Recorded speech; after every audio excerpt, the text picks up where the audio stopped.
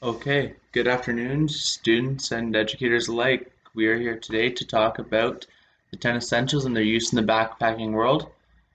So, the 10 essentials are in the Freedom of the Hills book that we get for outdoor adventure. It's the backpacking, mountaineering, ski touring textbook that kind of encompasses mountaineering and all that.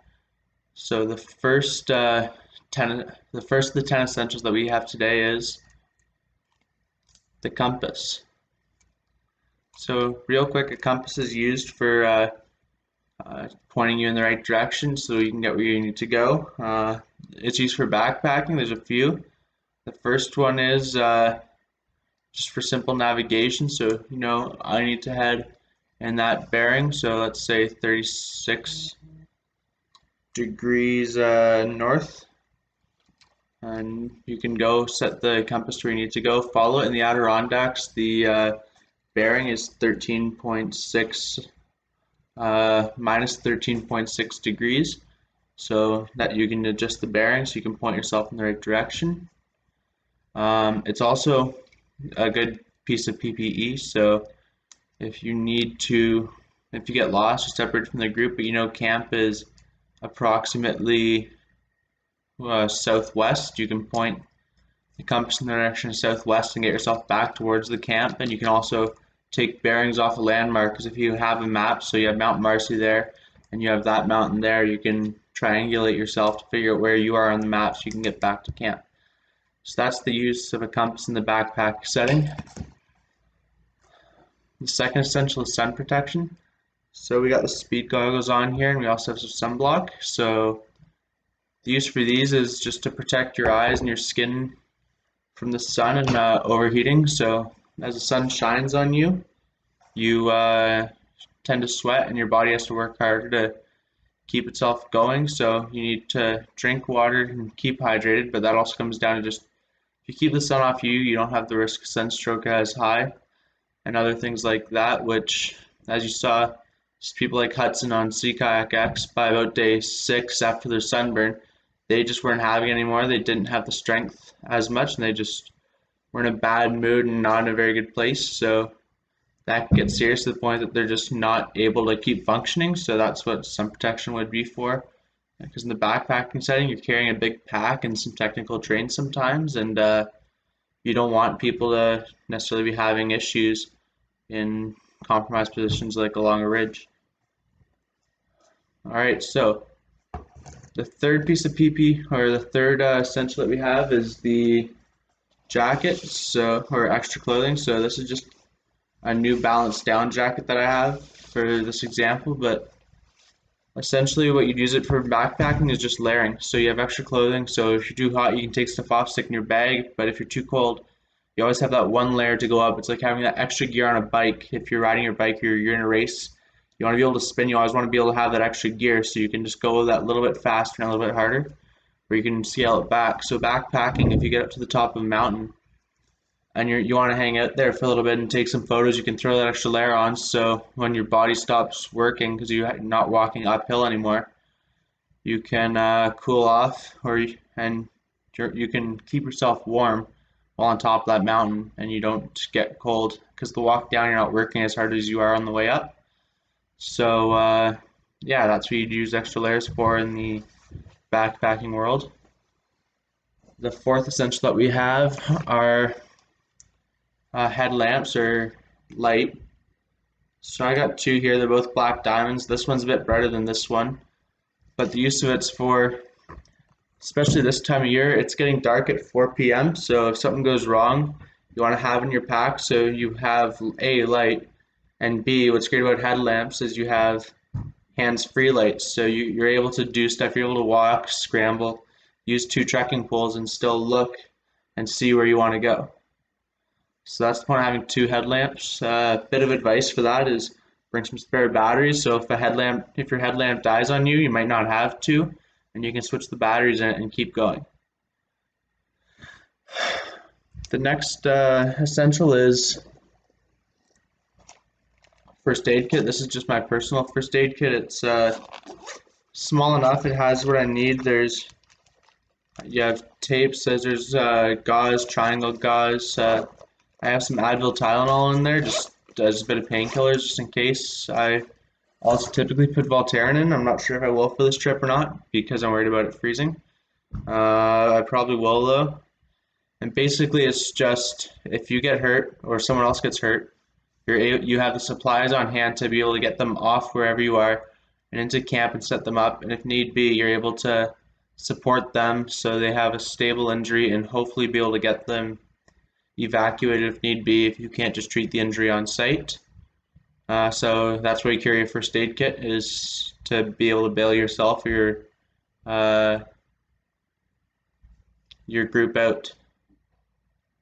The next essential I have is fire. So this is my fire starter kit. I have in here,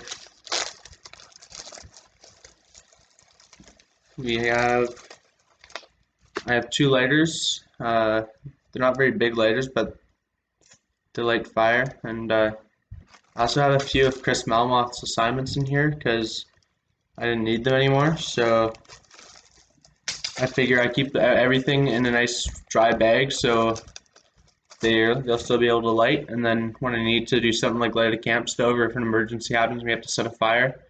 I have dried available goods all in one central location for able to just grab and light. So yeah, the next one, I guess the use for fire on a hill would be if someone got hurt or you got stuck and you're not able to come down or something happened and you need to set up heat, you have the ability to create heat through fire because we're human. Then the next one I have is knife and tools. So this is my little pocket knife. It's a little Gerber one. It's good just cutting small things like rope and shortening stuff. It's not super great if I had to cut something big like a log, but I mean that's the price you pay. The other tools that I'll carry, I don't have them on me right now, but I have typically will carry zip ties and duct tape so I can fasten stuff together and I can keep stuff reattached if I need to. The reasons for these is that way I can shorten stuff and I can attach stuff together to be able to fix most problems that would come my way. And yeah, that's what I just use for knife and tools. The next essential that we have is extra food.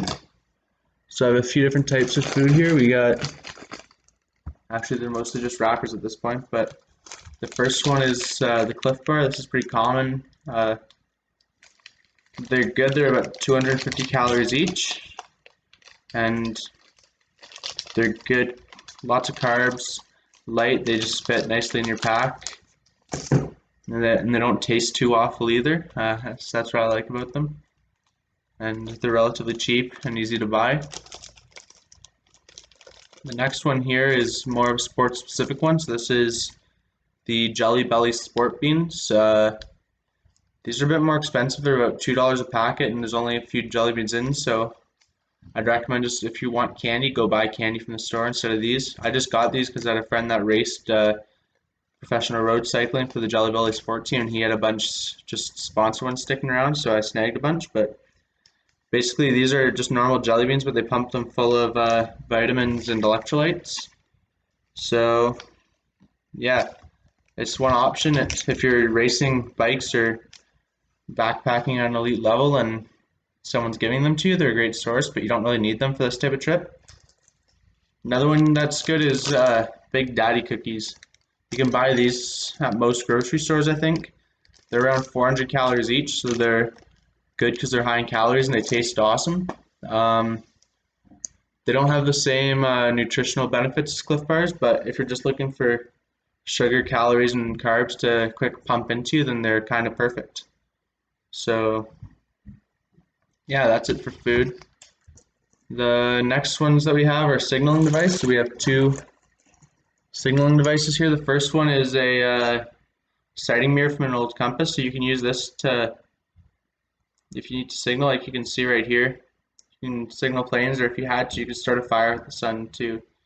Yeah, it works well. The only problem with this one is if there's no light to signal with, then you're stuck. So the other option is we have a whistle. My roommate's sleeping right now, so I'm not going to blow it, but basically it gives you two different senses for other people to be able to pick you up with. So if you are in a situation you can get people's attention if need be and the circumstances are right, which is better than not. And the last one that we have is extra water. So the importance for this one is water prevents cramps. It keeps you hydrated. It can keep you level-headed, so you can get spaced out and stuff if you don't have enough water.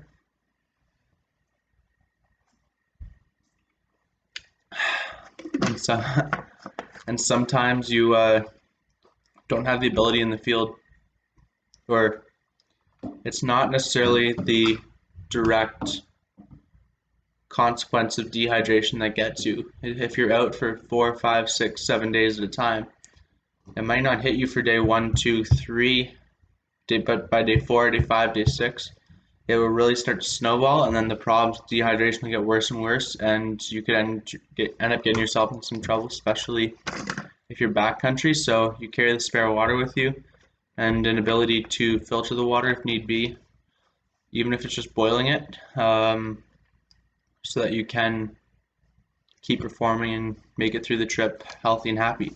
So yeah, these are my 10 essentials and this is why you could use,